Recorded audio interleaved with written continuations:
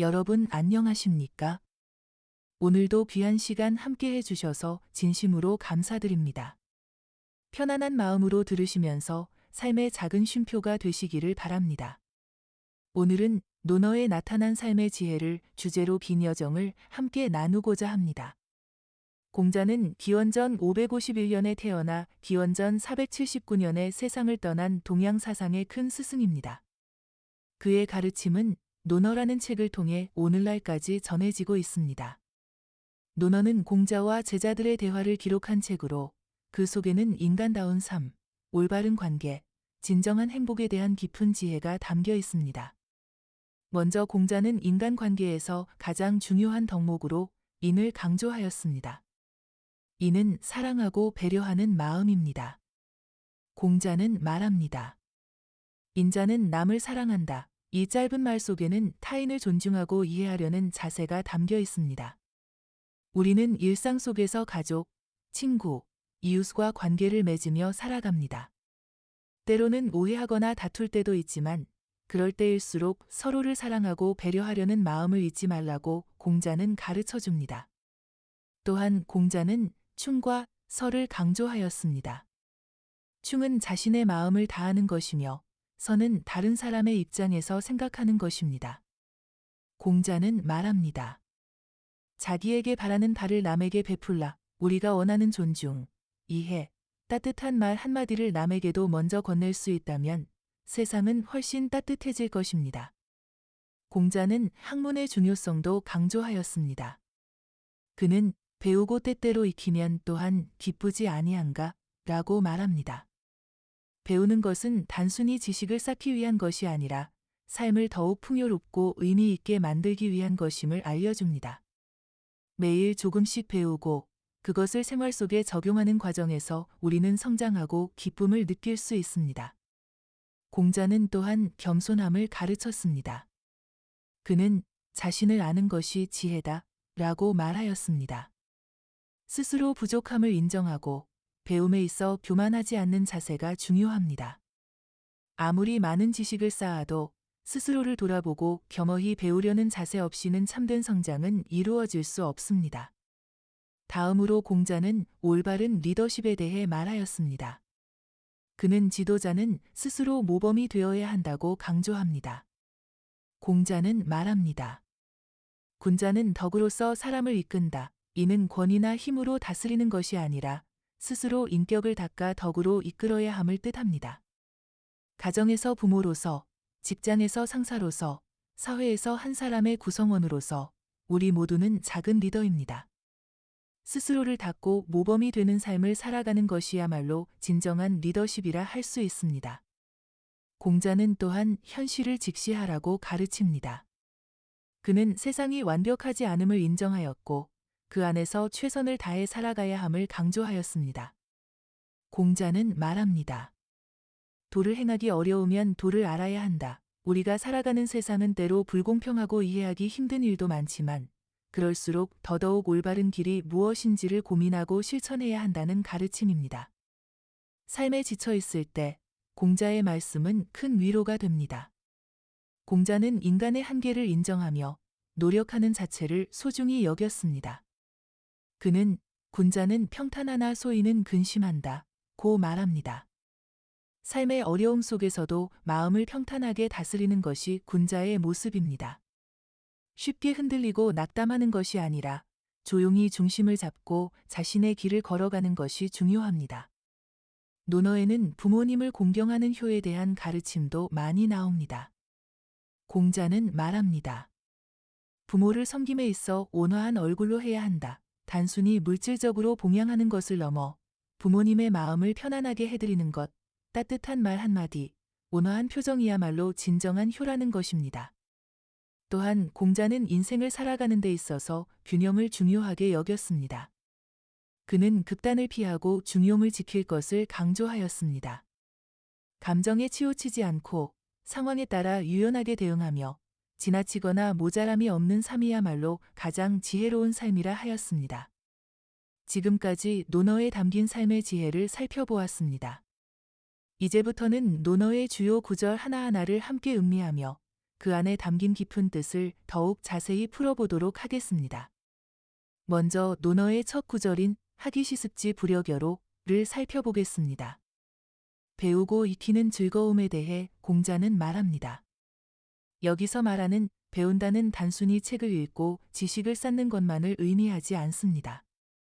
삶을 살아가면서 느끼고 깨달은 것을 자신의 것으로 만드는 과정을 뜻합니다. 또한 익힌다는 것은 반복하여 실천함으로써 몸과 마음에 깊이 새기는 것을 말합니다. 단순히 머리로 아는 것을 넘어 행동과 인격으로 체화하는 것이야말로 진정한 배움이라 할 수 있습니다.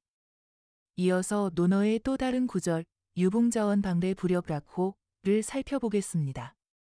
이는 벗이 먼 곳으로부터 찾아온다면 또한 기쁘지 아니한가? 라는 의미입니다. 인간 관계의 소중함을 일깨워주는 말씀입니다. 오랜 시간 동안 만나지 못했던 친구가 먼 곳에서 찾아왔을 때 우리는 큰 기쁨을 느낍니다. 이는 단순히 만남 자체의 기쁨을 넘어 서로를 잊지 않고 이어져 있다는 따뜻한 마음이 있기 때문입니다. 공자는 이러한 인간 관계의 소중함과 진심 어린 교류를 삶의 기쁨으로 삼으라고 가르쳐 줍니다.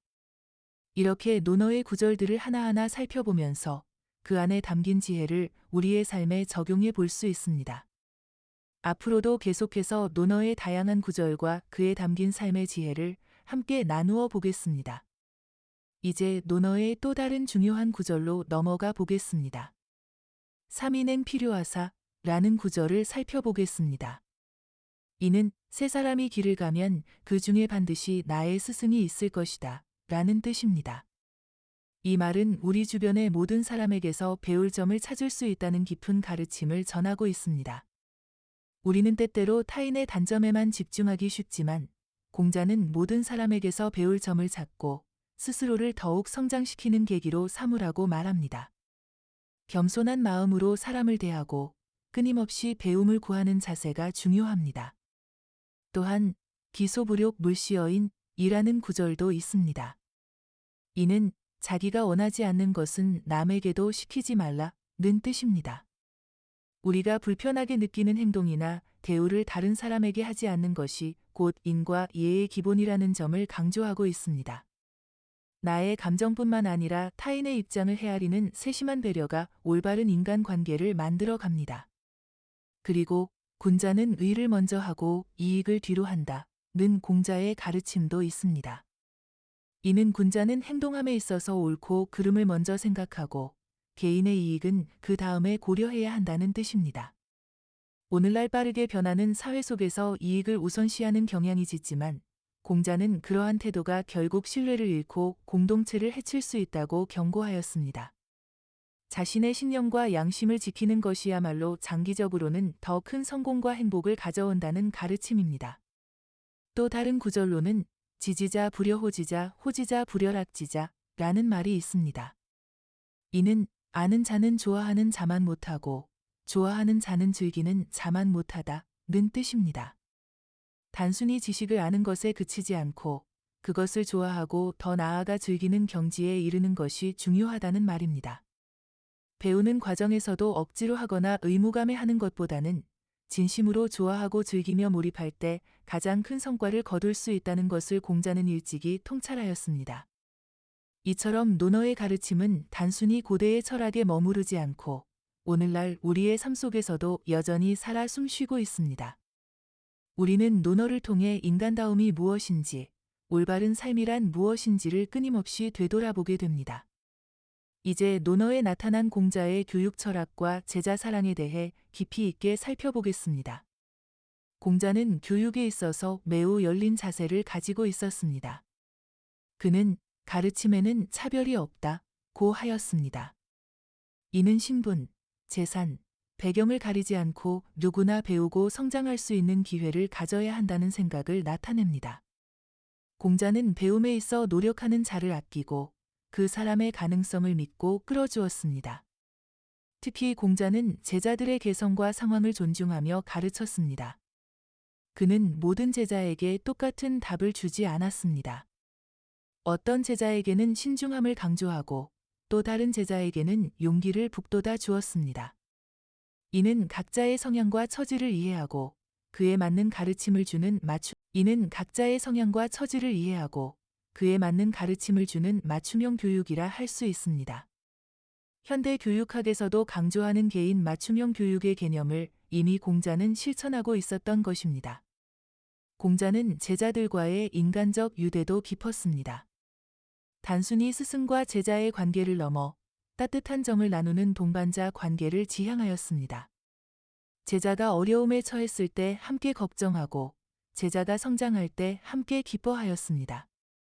제자의 잘못을 지적할 때도 단순히 꾸짖는 것이 아니라 그 사람이 더 좋은 방향으로 나아갈 수 있도록 따뜻하게 이끌었습니다. 이러한 공자의 교육 철학은 오늘날 우리가 인간관계를 맺고 후배나 자녀를 지도할 때에도 귀한 가르침이 됩니다. 상대를 이해하고 존중하며 각자의 가능성을 믿고 기다려주는 마음이야말로 진정한 교육의 시작임을 논어를 통해 배울 수 있습니다. 이제 논어에 담긴 공자의 정치 철학과 사회에 대한 이상에 대해 이야기해 보겠습니다. 공자는 정치의 본질을 정치란 바르게 하는 것이다 라고 정의하였습니다. 그는 군자 정의덕직라 하여 지도자는 덕으로서 나라를 다스려야 한다고 강조하였습니다. 힘이나 억압이 아닌 덕과 인으로 백성의 마음을 얻어야 한다는 것입니다. 공자는 말합니다. 임금이 바르면 명령을 내리지 않아도 행해지고 임금이 바르지 않으면 명령을 내려도 따르지 않는다. 이는 지도자의 도덕성과 모범이 국가와 사회 전체에 지대한 영향을 미친다는 깊은 통찰을 보여줍니다. 공자는 이상적인 사회를 대동사회로 꿈꾸었습니다. 대동사회란 모두가 서로를 가족처럼 여기고 자신의 이익을 남과 함께 나누며 약자와 노약자를 존중하는 사회를 뜻합니다. 그는 예기의 대동편에서 대동사회의 모습을 이렇게 묘사하였습니다. 천하가 공공의 것이 되어 어진 이가 뽑혀 쓰이며 사람들은 서로 신뢰하고 사랑하며 노인은 편안하고 젊은이는 일할 수 있으며 어린이는 잘 자란다. 공자가 꿈꾼 사회는 경쟁과 갈등이 아닌 조화와 배려가 중심이 되는 세상이었습니다. 이러한 공자의 정치 이상은 오늘날에도 깊은 시사점을 줍니다. 개인의 이익만을 앞세우는 사회가 아니라 모두가 서로를 존중하고 함께 성장하는 공동체를 지향해야 한다는 것입니다. 우리는 일상 속에서 작은 대동사회를 만들어갈 수 있습니다. 가족 안에서, 직장에서, 지역 사회 안에서 서로를 배려하고 신뢰하는 작은 실천이 모여 더 나은 사회를 만들어 나가는 것입니다. 공자는 또한 정치 지도자가 갖추어야 할 자질로 4가지를 제시하였습니다. 바로 인의예지입니다. 이는 사랑과 배려, 의는 옳고 그름을 분별하는 정의로움, 예는 예절과 질서, 지는 지혜를 뜻합니다. 지도자는 이 4가지 덕목을 갖추고 백성을 위해 헌신하는 자세를 가져야 한다고 하였습니다. 이는 오늘날 리더십의 본질에도 그대로 적용될 수 있는 귀중한 가르침입니다. 또한 공자는 백성의 생활 안정을 정치의 기본으로 삼았습니다. 그는 말합니다. 백성이 배불리 먹고 따뜻하게 입으며 편안히 살게 하는 것이 정치의 근본이다. 경제적 안정 없이는 도덕적 교화도 사회적 질서도 이루어질 수 없다는 현실적 인식을 바탕으로 한 가르침입니다. 인간의 기본적 삶을 보장하는 것, 이것이야말로 정치의 출발점이어야 함을 공자는 일깨워 주었습니다. 이렇게 논어를 통해 살펴본 공자의 정치 철학은 단순히 옛 시대의 이상론이 아니라 오늘날 우리 사회의 방향성을 고민할 때에도 깊은 영감을 줍니다. 공자의 가르침처럼 서로를 존중하고 신뢰하며 공공의 이익을 소중히 여기는 사회를 만들어가기 위해 우리 모두가 작은 실천을 이어나가야 할 것입니다. 여기서 잠시 쉬어가며 여러분께 감사의 말씀을 전합니다. 이렇게 긴 이야기를 귀 기울여 들어주셔서 진심으로 감사드립니다. 다음 시간에도 더욱 깊은 이야기로 여러분을 찾아뵙겠습니다. 늘 평안하시고 건강하시길 기원합니다. 감사합니다.